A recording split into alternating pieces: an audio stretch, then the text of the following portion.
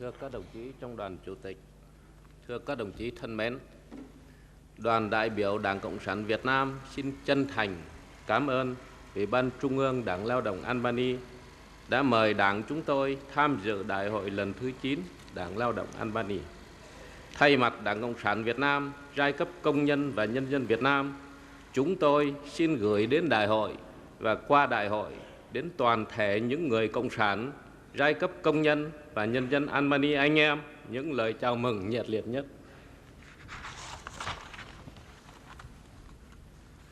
Të nderuar shok të presidiumit, të nderuar shok dhe shoqe, delegacioni i Partisë Komuniste të Vietnamit falenderon sinqerisht Komitetin Qendror të Partisë së Punës së Shqipërisë për ftesën që ju bë për të marrë pjesë në Kongresin e 9 të Partisë së Punës së Shqipërisë. Në emër të Partisë Komuniste të Vietnamit, të klasës punëtore dhe të popullit vietnamez,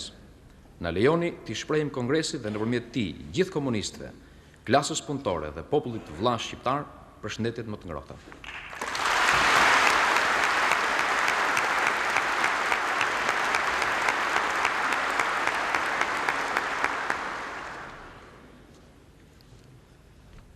Kongresi i 9 i Partisë Punës së Shqipërisë zhvillohet në një kohë kur gjithë partia dhe populli shqiptar festojnë 45 vjetorin e themelimit të partisë,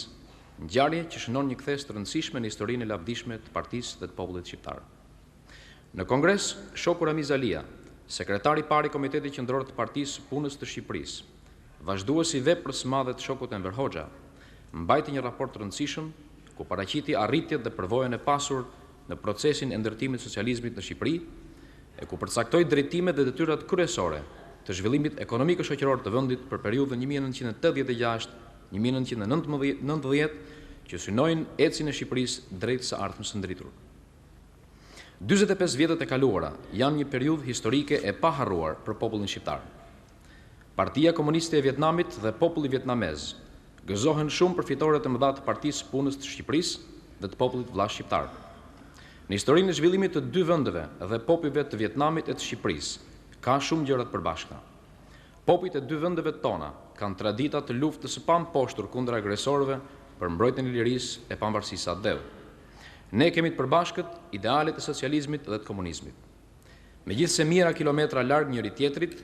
te popujt tanë kanë lindur dhe janë kalitur ndjenjat e një miqësie të pastër dhe të sinqertë.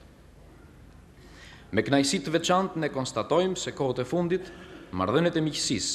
solidariteti luftarak dhe bashkëpunimi vëllazëror midis dy partive dhe popujve tanë kanë marrë një zhvillim të mirë e të mëtejshëm.